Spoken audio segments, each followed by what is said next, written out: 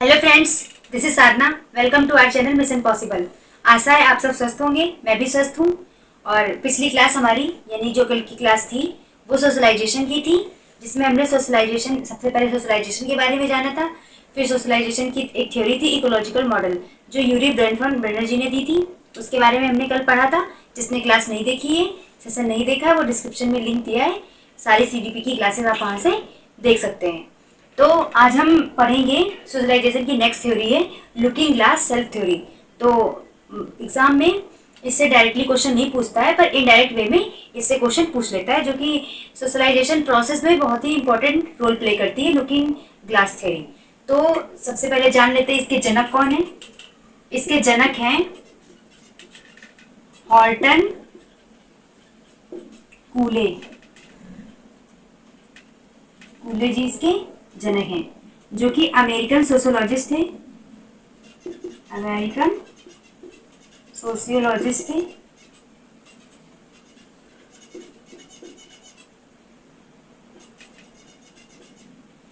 Looking glass theory इसमें बताया गया है कि जो जो ह्यूमन बीइंग होता है, यानी जो इंडिविजुअल होता है, जैसे मान लो ये कोई इंडिविजुअल है, चाइल्ड है या ह्यूमन बीइंग है, ठीक है। तो इसके लिए जो सोसाइटी होती है वो मिरर का काम करती है। सोसाइटी क्या करती है काम यहाँ पे? मिरर का काम करती है। मिरर मतलब दर्पण का काम करती है, शीशे का काम करती है। कैसे? कि इन्होंने एक कोड दिया है कि मैं वो नहीं हूं जो मैं सोचता हूं, या मैं वो भी नहीं हूं जो मेरे बारे में आप सोचते हैं। मैं वो हूं मैं वो हूं जो ये सोचता है कि आप मेरे बारे में क्या सोचते हैं। मतलब कि थोड़ा सा कंफ्यूजिंग है, लेकिन इन्होंने बोला कि कि जो हम ह्यूमन बीइंग हैं, वो जो हम सोचते हैं अपने बारे में, जो कल्पना करते हैं, वो नहीं है हम। जो सामने वाला हमारे बारे में सोचता है वो भी हम नहीं है। सामने वाला हमारे बारे में जो सोच रहा है उसका हम मीनिंग क्या लेते हैं, उसका परसेप्शन अपने माइंड में क्या बनाते हैं, वो हम है। तो चलिए हम इसको एग्जाम्पल के थ्रू अच्छे से समझेंगे। ऐसे थोड़ा गोलमोल है तो थोड़ा प्रॉब्लम हो रही हो, तो चलिए हम इसको एग्जाम्पल के थ्रू अच्छे से समझेंगे ताकि समझ में आ जाए। तो सबसे पहले हम इनका कोड जान लेते हैं, इन्होंने बोला क्या है। इन्होंने जो एक तरह से विचार जो इन्होंने दिया है, जो इनका थॉट है, कोड, उसको हम जान लेते हैं वो क्या है। तो इन्होंने बताया है I am not what I think I am. यानी कि I am not what I think I am, मतलब मैं वो नहीं हूं जो मैं सोचता हूं कि मैं हूं। यानी कि मैं जो मेरे मन में कोरी कल्पना चल रही है कि मैं ये हूं, मैं वो हूं, तो ऐसा नहीं है, मैं वो नहीं हूं। ठीक है। फिर नेक्स्ट बोला इन्होंने I am not what you think I am. यानी कि इन्होंने फिर सेकंड में क्या बोला, I am not what you think I am, मतलब कि मैं वो भी नहीं हूं जो आप मेरे बारे में सोच रहे हैं। आपने कोई भी अवधारणा बना ली और आप सोचते जा रहे हैं ये ऐसा है वैसा, तो मैं वो भी नहीं हूं। यहाँ पे फिर सबसे पहले जो मैं सोच रहा हूँ, जो कल्पना कर रहा हूँ, वो भी मैं नहीं हूँ। I am not what you think I am, मैं जो आप मेरे बारे में सोच रहे हैं, अवधारणा बना रहे हैं, मैं वो भी नहीं हूँ। I am what I think you think I am, मतलब कि मैं वो नहीं हूं जो मैं सोच रहा हूं, मैं वो भी नहीं हूं जो आप मेरे बारे में सोच रहे हैं। आई एम वॉट, मैं वो हूं जो आप मेरे बारे में सोच रहे हैं, उसका मैं जो मीनिंग निकाल रहा हूँ, मैं जो अपने माइंड में उसका परसेप्शन ले रहा हूँ, मैं वो हूँ। जैसे कि एग्जाम्पल के लिए ले लेते हैं, जैसे आप क्लास में होते हैं, है ना, तो टीचर ने आपको पॉजिटिव कमेंट किया या नेगेटिव कमेंट किया, तो आपने उसको किस तरह से हैंडल किया, है ना, वो आप हैं। उसके वैसा आप इफेक्ट करेंगे, वैसा ही आप परफॉर्म करेंगे। जैसे टीचर ने आप मान लीजिए टीचर ने आपको किसी काम के लिए तारीफ कर दी, तो एकदम आप हवा में उड़ने लगे, है ना, एकदम से आपका हाई लेवल हो गया कि हाँ अरे यार मैं तो बहुत अच्छा हूँ पढ़ने में, टीचर मेरे बारे में ऐसा बोलते हैं। तो एकदम से आप जो एकदम से ऊपर चले गए, अपने आप को स्टार मानने लगे, तो आप उस तरह से फिर बनने लगेंगे। इसका मतलब ये हो गया कि आप एकदम फ्लो में चले जाएंगे। लेकिन आप अगर बैलेंस में रहेंगे वही चीज पे, बैलेंस में रहेंगे तो वो आपके लिए ज़्यादा बेटर होगा। तो यहाँ पे क्या है कि जो सामने वाला आपकी या कम्युनिटी सोसाइटी आपके बारे में जो सोच रही है उसका आपके ऊपर क्या इफेक्ट पड़ रहा है, उसके बारे में आप परसेप्शन क्या बना रहे हैं, वो ही आपकी आइडेंटिटी होगी, वो आप होंगे। ठीक है, तो ये इनका कोट था, I am not what I think I am not what you think I am what I think you think I am. है ना, मतलब आप क्या सोच रहे हैं उसका मैं जो मतलब निकाल रहा हूँ, जो परसेप्शन बना रहा हूँ अपने बारे में, वो मैं हूँ। ठीक है, तो आई होप यहाँ तक समझ में आया होगा, अभी धीरे धीरे समझेंगे। तो इसमें जो की फैक्टर्स हैं, यानी कि दो चीज़ें बहुत इंपॉर्टेंट है, ये जो थ्योरी उन्होंने दी है, तो इसके अगर हम मान लें की कंपोनेंट, इसके जो की कंपोनेंट्स हैं उसमें क्या है, एक तो इंडिविजुअल है,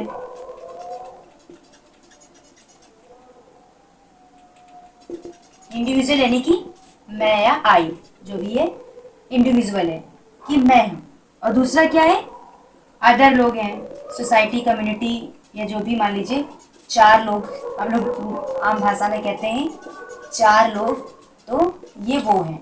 अदर का मतलब है ये वो चार लोग हैं जो आपके बारे में क्या सोचते हैं और उसका आप क्या इंटरप्रिटेशन कर रहे हैं, उसकी व्याख्या क्या कर रहे हैं, किस तरह से आप उसे अपनी लाइफ में इंटरप्रिटेट कर रहे हैं, वो आप हैं। तो सबसे पहली चीज़ क्या है, इंडिविजुअल है एक, और अदर लोग हैं जो क्या कर रहे हैं, आपके लिए एक दर्पण का काम कर रहे हैं, मिरर का काम कर रहे हैं। जैसे मान लीजिए आप किसी पार्टी में जाते हैं, तो आप तैयार हुए, आपने मन में परसीव किया, मन में सोचा, कल्पना की कि हो सकता है आज मैं अच्छा लगूं, सबको ज़्यादा अच्छा लगूं।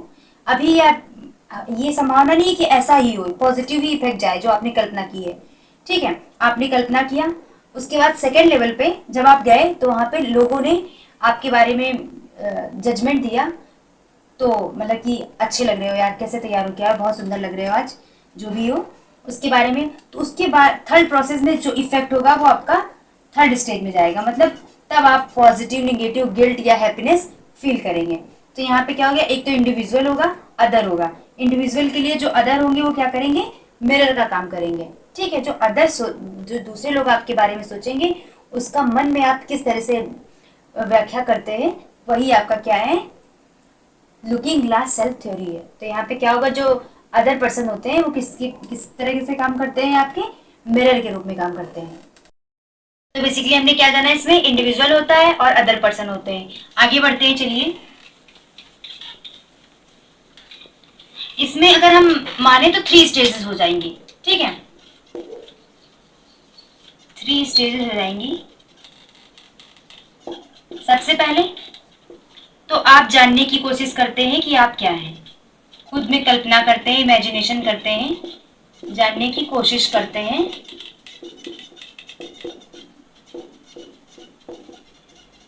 कि आप है क्या।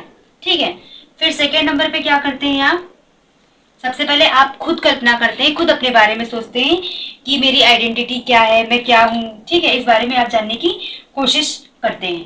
ठीक है, उसके बाद में आप ये जानने की कोशिश करते हैं कि दूसरे लोग हमारे बारे में क्या सोचते हैं, यानी कि आप जानने का प्रयास करते हैं कि जो सोसाइटी है, जो 4 लोग हैं वो हमारे बारे में क्या सोचते हैं, जो दूसरे लोग हैं वो हमारे बारे में क्या सोचते हैं, बारे में क्या सोचते हैं। ठीक है, फिर थर्ड स्टेप में आपका क्या होता है, जो उनकी सोच के आधार पे क्या करते हैं, आप एक परसेप्शन बनाते हैं, इंटरप्रिटेशन लेते हैं और परसेप्शन बनाते हैं, अच्छे या खराब का। वो परसेप्शन आप पे पॉजिटिव इफेक्ट भी डाल सकता है, ठीक है, निगेटिव इफेक्ट भी डाल सकता है, और आपको हैप्पीनेस या गिल्टी भी फील करा सकता है। ठीक है, जैसे कि आप मान लीजिए आपको स्कूल से या कॉलेज से कोई होमवर्क मिला करने के लिए, आपने बहुत ही अच्छे से मेहनत से मन लगा के उसको किया और मन में कल्पना भी की कि मेरा आई होप मेरा काम अच्छा होगा और टीचर्स को पसंद आएगा और मुझे शाबाशी मिलेगी, और अच्छा टीचर्स हमें क्या करेंगे, कॉम्प्लीमेंट देंगे। लेकिन हुआ क्या, जब आप वहाँ पहुँचे तो क्या हुआ, कुछ उसमें मिस्टेक निकल गई और आपकी कल्पना के तहत काम नहीं हुआ, जैसा आपने सोचा था उससे थोड़ा सा विचलित हो गया, आपका काम नहीं हुआ मन मुताबिक। तो क्या करेंगे, आपके मन में निगेटिव परसेप्शन आ सकता है ना, आप सोचेंगे इतनी मेहनत की मैंने फिर भी मुझसे नहीं हुआ, यार मुझसे नहीं हो सकता है क्या, ये आपके मन में आ सकता है ना। लेकिन वहीं पे आप मान लीजिए आपने थोड़ा ही प्रयास किया और अच्छा का कुछ अच्छा हो गया और आप दूसरे लोगों ने आपकी थोड़ी तारीफ कर दी, तो आप एकदम से सातवें आसमान पे पहुंच गए, अरे यार इतनी कम मेहनत में मैंने इतना अच्छा कर लिया, कुछ तो बात है मुझ में, है ना। तो यहाँ पे क्या चला गया, आपको निगेटिव वो सॉरी पॉजिटिव इफेक्ट चला गया आपका, आपने हैप्पीनेस फील की, है ना। तो यहाँ पे कहने का मतलब यही था कि दूसरे हमारे बारे में क्या सोचते हैं ये तय करेगा, इसका जो हम इंटरप्रिटेशन करेंगे, जो परसेप्शन माइंड में लेंगे, वही हमारी आइडेंटिटी फॉर्म करेगा, वही हमारे जो सामाजिक विकास में भूमिका अदा करेगा। तो इसमें बेसिकली 3 स्टेजेस थी। सबसे पहले आप जानने का प्रयास करेंगे वॉट यू आर, यानी कि वॉट आई एम, ये आप जानने का प्रयास करेंगे। दूसरे नंबर पे लोग आपके बारे में क्या फीडबैक दे रहे हैं, कैसा सोच रहे हैं आपके बारे में, अच्छा खराब पॉजिटिव निगेटिव जो भी फीडबैक दे रहे हैं आप उसे जानेंगे। फिर थर्ड नंबर पे पॉजिटिव निगेटिव हैप्पीनेस गिल्टी, ये सब आप उसकी फीडबैक के आधार पे ही सोचेंगे।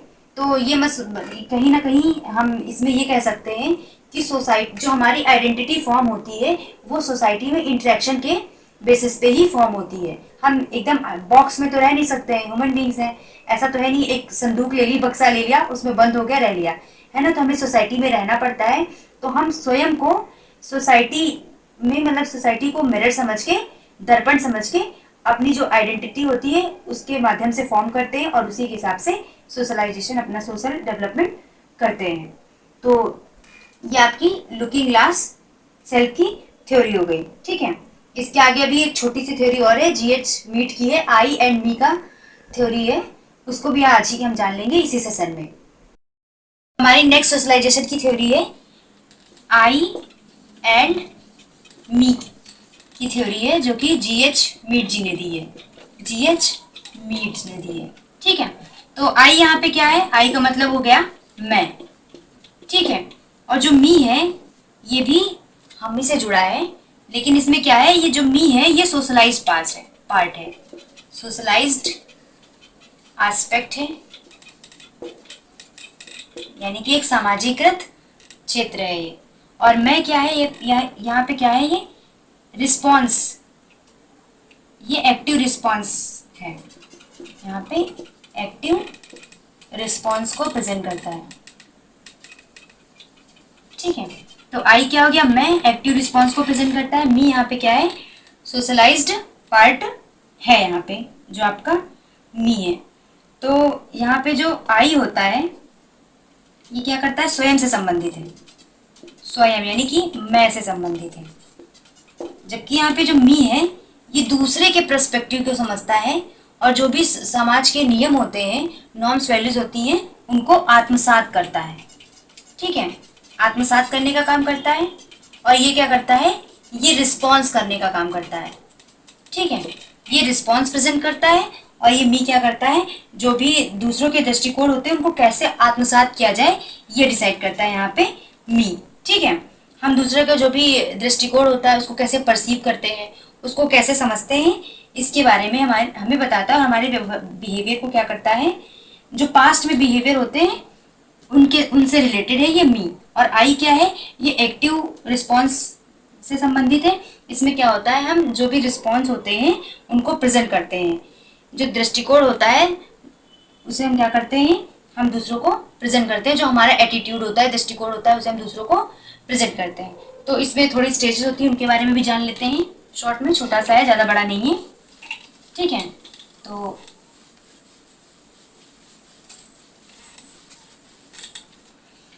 तो इसकी 3 स्टेज होती है, ऐसे जान लेते हैं।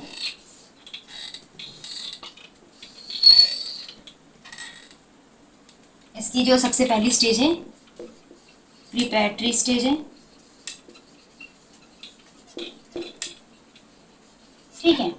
और जो सेकेंड नंबर पे इसकी स्टेज है प्ले स्टेज है,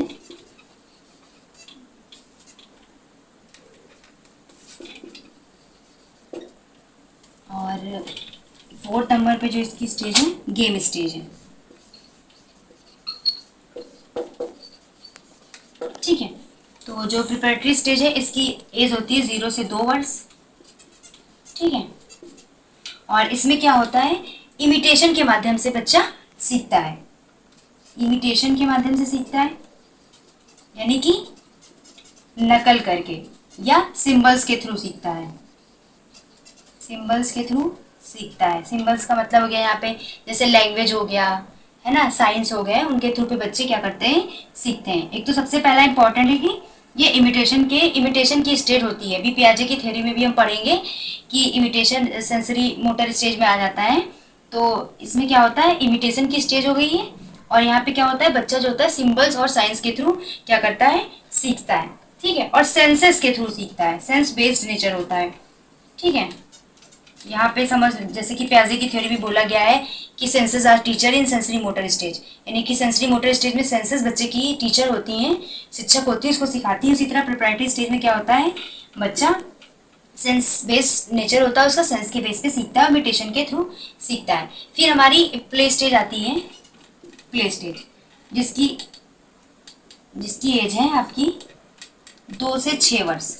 ठीक है, आपकी इसकी एज है 2 से 6 वर्ष। यहाँ पे बच्चा क्या करता है, रोल प्ले करना स्टार्ट कर देता है, start role playing, role playing start कर देता है। एकदम प्रॉपर रूप में नहीं, पर हाँ एक रोल ये आसानी से प्ले कर लेगा। जैसे अगर प्ले हो रहा है, कोई गेम हो रहा है, बच्चा प्ले वगैरह करना शुरू कर देते हैं, सिंबॉलिक प्ले वगैरह, तो उसमें ये रोल प्लेइंग करना स्टार्ट कर देता है। ठीक है, और टेक रोल प्लेइंग भी करता है, उसको निभाता है, take role and play them.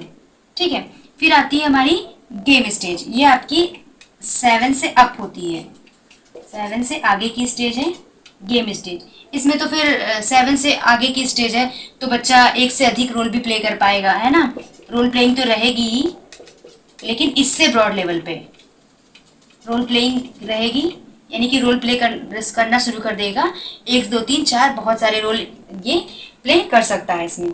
ठीक है, और मल्टीपल, यानी कि कह सकते हैं मल्टीपल रोल प्ले कर सकता है, मल्टीपल रोल प्ले कर सकता है। ठीक है, और बाकी अब्स्ट्रैक्ट थिंकिंग वगैरह भी यहीं से, क्योंकि 7 से अप की स्टेज है तो बच्चा काफ़ी समझदार होने लगेगा, तो यहाँ पे role play, multiple role play करना शुरू कर देगा, अब्स्ट्रैक्ट थिंकिंग आ जाएगी, है ना, और क्या हो जाएगा, रोल को समझेगा, उनके अनुसार भूमिकों का जो भी भूमिका होगी उसका निर्वहन करेगा। हमने क्या जाना, जो प्रिपरेटरी स्टेज है आपकी, ये 0 से 2 वर्ष है। इसमें बच्चा क्या करेगा, इमिटेशन यानी कि नकल के थ्रू देख के, पेरेंट्स होंगे घर में जो भी पर्सन होंगे उनको देख के सीखेगा, और सिंबल्स के थ्रू सीखेगा, जैसे लैंग्वेज हो गया आपका, साइंस हो गए, सिंबल्स के थ्रू सीखेगा, और सेंस बेस्ड नेचर होगा बच्चे का, जो भी सीखेगा सेंसेस के आधार पर सीखेगा, टच करके, स्मेल करके, टेस्ट करके, इनके बेसिस पे सीखेगा। ठीक है, फिर आपकी आती है सेकेंड, यानी कि प्ले स्टेज, ये फर्स्ट हो गया, ये सेकेंड और ये थर्ड, 3 ही स्टेज है इसकी। ठीक है, आप चाहें तो याद कर सकते हैं, इजी है। आप इसको जब हम पियाजे वाली थ्योरी पढ़ेंगे तो उससे थोड़ा कनेक्ट कर लेंगे तो याद करने में आसानी होगी। ठीक है, तो प्ले स्टेज इसमें क्या होगा, ये 2 से 6 वर्ष तक की होती है। इसमें बच्चा क्या करने का, रोल प्लेइंग करना स्टार्ट कर देगा, रोल लेगा, उनका निर्वहन करेगा, पर ज़्यादा नहीं, एक रोल का अच्छे से ये निर्वहन कर लेगा, यानी कि भूमिका निभा लेगा। फिर आती है आपकी गेम स्टेज, जो कि 7 से अप होती है, 7 वर्ष से अधिक होती है। इसमें बच्चा मल्टीपल रोल प्ले करना शुरू कर देगा। ठीक है, एब्स्ट्रैक्ट थिंकिंग वगैरह भी धीरे धीरे उसकी आने लगेगी। ठीक है, सेंट्रलाइजेशन से क्या हो जाएगा, वो रिवर्सिबिलिटी की तरफ जाएगा, ये सब इसमें होने लगेगा गेम स्टेज में। ठीक है, तो आज की कहानी यही थी आई एंड मी की थ्योरी में। तो हमने 2 थ्योरी आज कंप्लीट की, एक तो लुकिंग ग्लास सेल थ्योरी और दूसरी आई एंड मी थ्योरी। तो कंक्लूडेड रूप में अगर बताएं तो जो लुकिंग ग्लास सेल थ्योरी थी पहले वाली, जो कि हॉर्टन कूले जी ने दी थी, उसमें क्या था कि सोसाइटी हमारे बारे में, मतलब जो 4 लोग हैं वो हमारे बारे में क्या सोचते हैं, उसका जो इंटरप्रिटेशन हम लेते हैं वो हमारी आइडेंटिटी फॉर्म करता है। ठीक है, तो मतलब कि लोग हमारे बारे में क्या सोचते हैं, उसका हम अपने माइंड में क्या माइंडसेट बना रहे हैं, क्या परसेप्शन बना रहे हैं, वही हमारी आइडेंटिटी फॉर्म करता है, हमारे सोशलाइजेशन या ओवरऑल डेवलप में हमारी सहायता करता है। ठीक है, सोशलाइजेशन में बेसिकली कम्युनिटी और इंडिविजुअल दोनों का ही रोल होता है। ठीक है, दूसरी हमने थ्योरी पढ़ी आई एंड मी की, जो कि GH मीड जी ने दी, ये भी अमेरिकन सोशोलॉजिस्ट थे, और इन्होंने 3 स्टेज, सबसे पहले तो इन्होंने आई और मी के कॉन्सेप्ट बताया। आई क्या है, यानी कि मैं, ये क्या है, एक्टिव रोल प्ले करता है। ठीक है, मतलब कि रिस्पॉन्स, एक्टिव रिस्पॉन्स से संबंधित है। मी क्या है, सोशलाइज एस्पेक्ट है, है ना। यानी कि जो दृष्टिकोण होते हैं उनको मी के तहत क्या किया जाता है, आत्मसात किया जाता है, और आई क्या करता है यहाँ पे, ये रिस्पॉन्स देता है, ठीक है, प्रेजेंट करता है। तो इनकी 3 stages, proprietary stage, play stage और गेम स्टेज, ये सब हमने पढ़ा। तो बहुत ही इंपॉर्टेंट सेशन था, आप ध्यान से समझिएगा। मिलेंगे अगले सेशन में। धन्यवाद।